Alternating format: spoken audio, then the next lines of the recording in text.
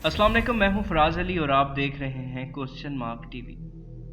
तकरीबन 3 महीने कबल आमिर लियाकत ने अपने से कम उम्र लड़की से तीसरी शादी की, जिस पर आमिर लियाकत को बहुत ज़्यादा ट्रोल किया गया। अब जब उनकी अहलिया उनसे तलाक मांग रही हैं, तब भी आमिर लियाकत को बहुत ज़्यादा ट्रोल किया जा रहा है।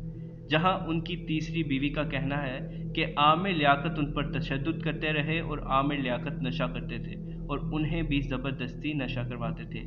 वहीं आमिर लियाकत ने इन सब बातों का रद्द किया और उन्होंने अपनी अहलिया के बारे में कहा कि उसने मुझसे अपनी उम्र छुपाई और मुझे झूठ बताया गया। आमिर लियाकत ने कहा कि ये सब सिर्फ पैसे हेटने के लिए किया गया। लड़की के वालिदैन ने 11 करोड़ हक महर लिखवाया था। अब इस सब मुआजरे के बाद बहुत से लोग आमिर लियाकत को गलत कह रहे हैं, जबकि बहुत से लोग उनकी अहलिया को गलत बोल रहे हैं। मेरी राय इस पर थोड़ी सी मुख्तलिफ है। पहली बात तो ये कि मुझे बहुत अफसोस हुआ इस बात पर कि किस तरह से उनकी अहलिया ने आमिर लियाकत की नाजेबा तस्वीर लीक कर दी और फिर दोनों ने एक दूसरे के बारे में गलत बातें शुरू कर दी मीडिया के सामने आकर। मान लिया कि आप दोनों के तल्लुकात अच्छे नहीं चल रहे थे, लेकिन ऐसे मीडिया के सामने आकर एक दूसरे के बारे में गलत बातें करना कौन सी सही बात है। कुरान मजीद में मियाँ बीवी को एक दूसरे का लिबास कहा गया है।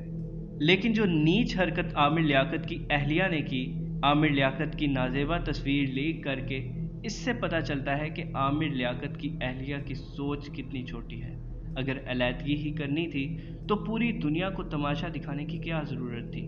आप अदालत के ज़रिए से भी अपने शोहर से खुला ले सकती थी, लेकिन मुख्तलिफ चैनल्स पर इंटरव्यूज़ देना, आमिर लियाकत को बुरा भला कहना, मेरे ख्याल में ये शोहरत हासिल करने के लिए किया गया।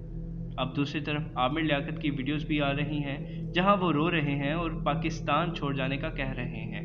आमिर लियाकत की गलती ये है कि अगर आमिर लियाकत के मुताबिक उनके साथ नाइंसाफ़ी हो रही है तो ये चीज़ उनको पहले देखनी चाहिए थी।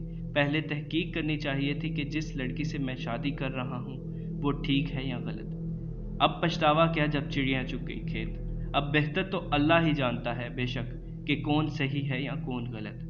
मेरी आप लोगों से गुजारिश है कि इस मामले को छोड़ दें। अब बाकी बहुत से अहम टॉपिक्स हैं जिनको शेयर किया जा सकता है, जिन पर बात की जा सकती है, तो फिर किसी के पर्सनल मामले पर बात करके अपना टाइम क्यों वेस्ट करें।